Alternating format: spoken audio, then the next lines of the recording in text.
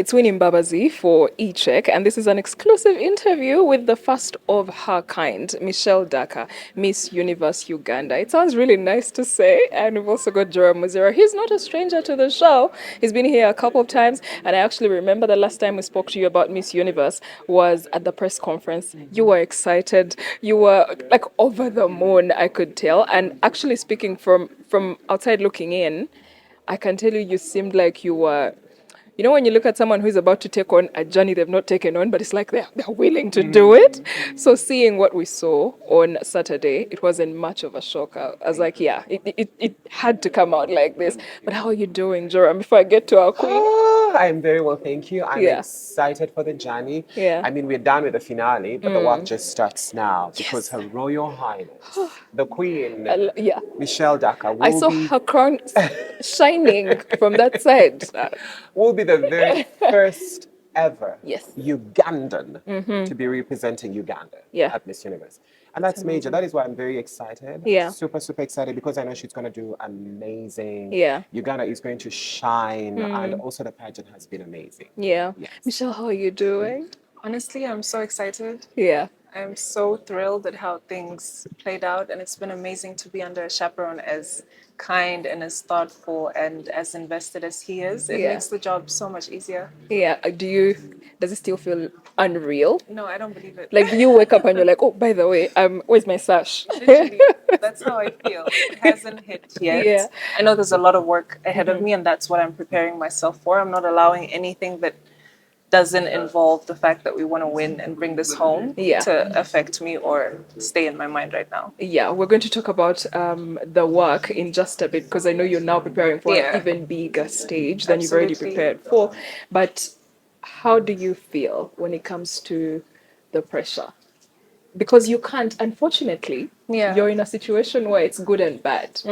It's good because it's Miss Universe, but it's also bad because you have no one to go to for advice. You're the first Miss Universe Uganda. It's true.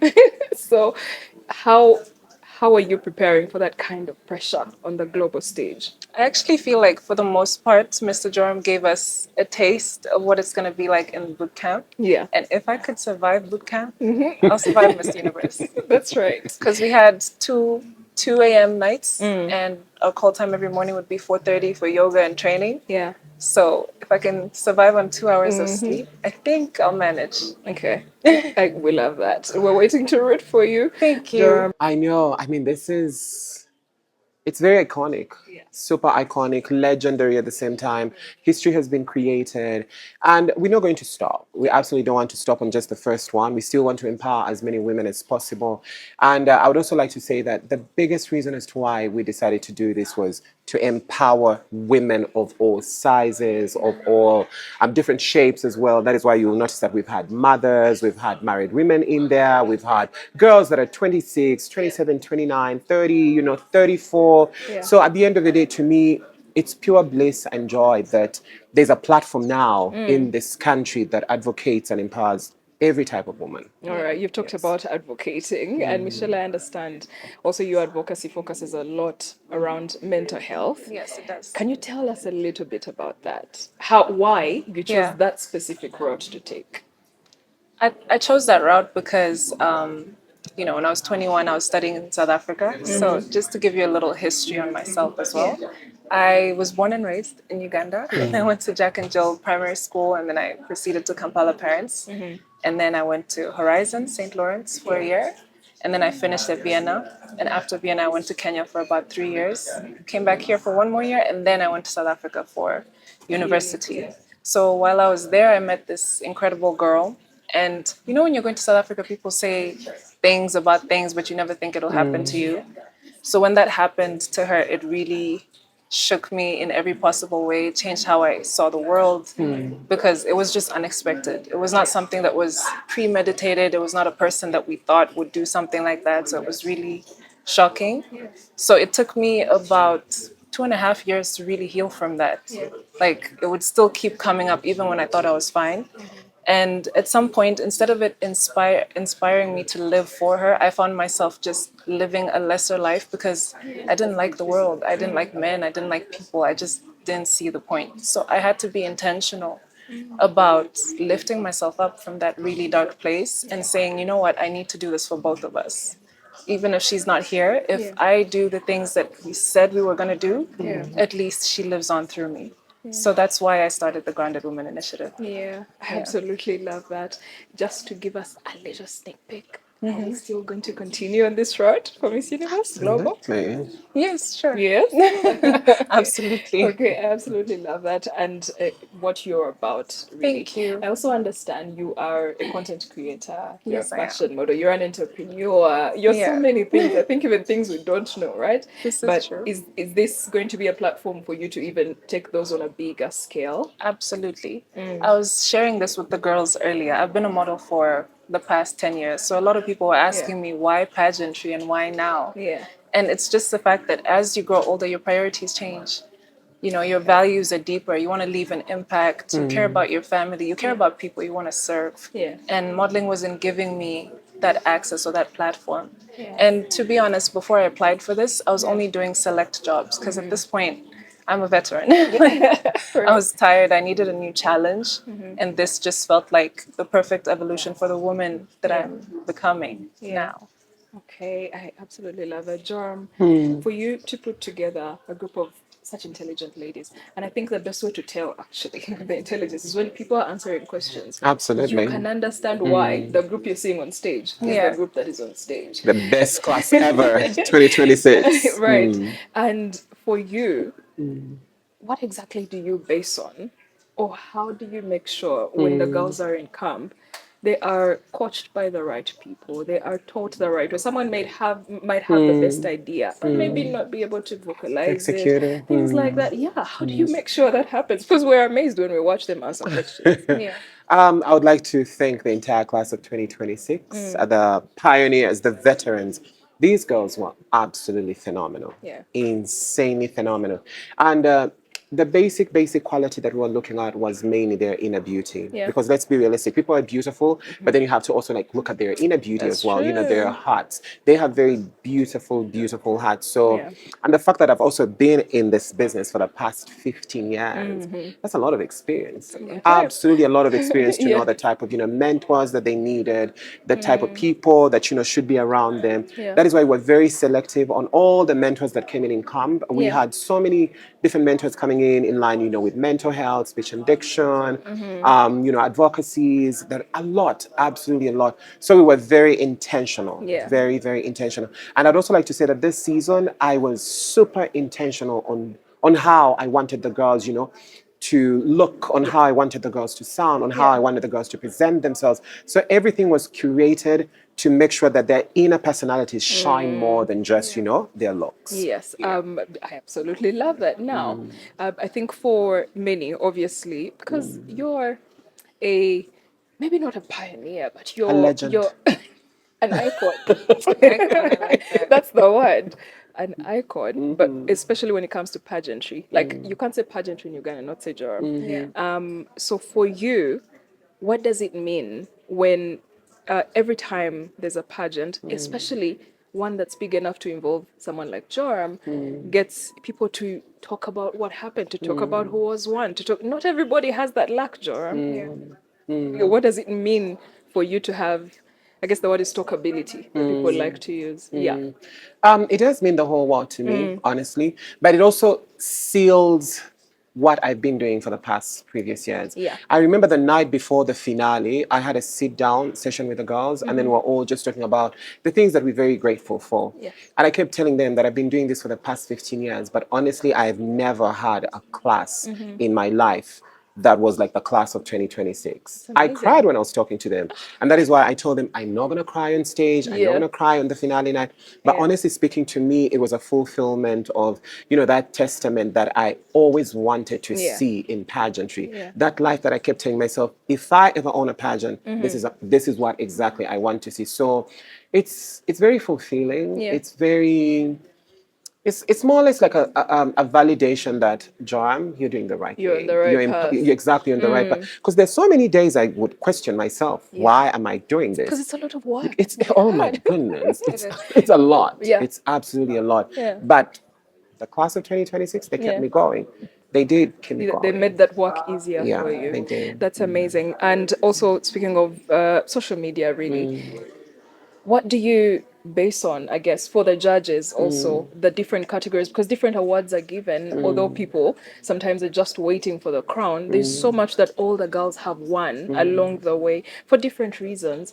And sometimes people fail to differentiate between the different categories. Categories like People's Choice. It may not necessarily mean winning or a certain other title. What are these different categories and what are they for? I guess is what I'm trying to ask. So we usually have fast track activities that the girls Yes. do, and then sometimes we base on those activities that they do to award special awards. And some of the fast track activities are to also give people the power to be involved in the whole narrative of Miss Universe Uganda. Yes. That is why we let people, see what's happening in camp, they follow their journey, and they have to select whoever they feel like, oh my goodness, this should be our winner. This is our people's choice, the person that they love the most. And for them to do that, the girls usually are tasked to, create profiles for themselves, to market themselves to the fullest, so that we can also see their marketing, abilities, Yes. and then push people to vote for them. Right. So people's choice is usually selected by people voting for whoever they feel like, oh my goodness, this should be our queen. Yes. But that's the queen for the people. You get Okay. it. So, but there's always a panel of judges at the end of the day, at the finale, Yes. whereby they will look at, the boot camp scores. How are the girls, behaving in camp? How are they carrying themselves? Do they have exactly what it takes to survive in, very tough conditions as well? Because to be a beauty queen is not just, oh my goodness, the people love me. Yes. Oh my goodness, I'm beautiful. There's so much that we have to look at. Yes.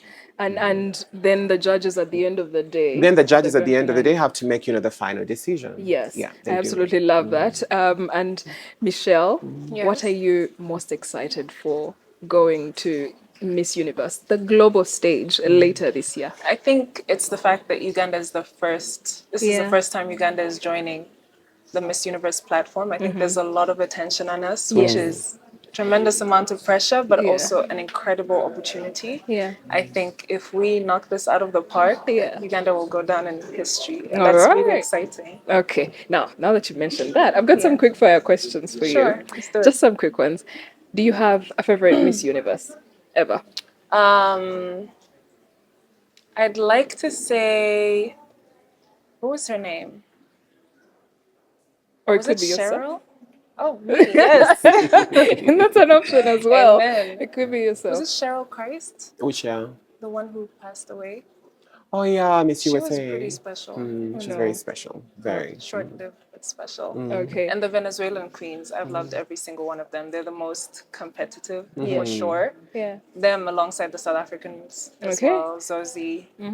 Actually, yeah, Zozie. Zozie. Zozie is my Right. absolute number one. I think she Okay. made history and opened the door for all of us. We're all following in her footsteps, and we Yeah. hope to exceed what she did.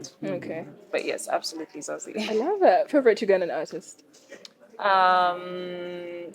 Is it bad if I say Radio and Weasel? It's not bad. I wouldn't judge you. I'd be on that boat as well. Because I just feel like it Yeah. hasn't gotten better after them.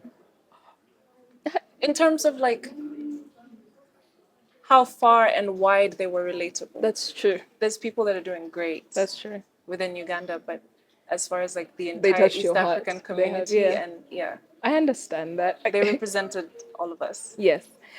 What's your favorite place or region in Yeah. Uganda? I feel like I know what you're going to say, but go ahead. You think so? Yeah, Well, I am a proud Budaka girl. exactly. I was like, So I really love where I come from. My Yeah. second favorite would be Fort Portal. I think it's Why? really beautiful over there. My stepmom's from Fort Portal. So she used to take Oh. us there a lot as a kid. Yeah. And it was just, everyone is so warm and yeah, I love the greenery. I love the mountains. yeah. It's a really beautiful place. Okay. That's why it's Budaka. You're a content creator, so I'm sure you understand this. Yeah. What category would you put yourself in? Are you, in terms of like your style, your lifestyle, are you a minimalist? Are you a clean girl? Are you what are you? What's your theme? I think I'm a clean girl. Really? Yeah. A lot. Because I'm not extra. Same. I focus on little details and I do those details well, and Yeah. that's my thing. Yeah. And it used to be mostly fashion, but I think ever since I got into pageantry, I learned that I have to show people my personality. So I'm mixing it up a little bit more, Okay. showing the fashion content, but also showing them that there's a heart behind the perfect face that they see on Instagram. All right, I love that. And guys, just one last word to the Ugandans as we head into a very big journey. It's going to be a journey of like advocating and having to talk about it every day on social Yeah. media, needing the whole country to be behind you. So speak to them. I think I'll start with Joram. Hello, Uganda. Hello, universe. Bambi Mutuwagire. Support us in every way that you can. As we head to Puerto Rico, we'll definitely need all your support.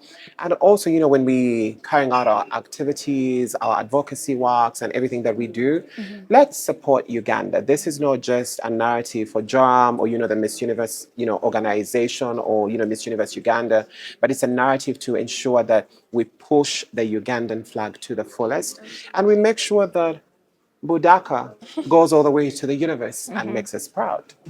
We'd really, really appreciate your support. I think the strongest girls are the girls who have the backing of their home country. And we just want to make you proud. We just want to make you happy. So, yeah, we'd really appreciate the support.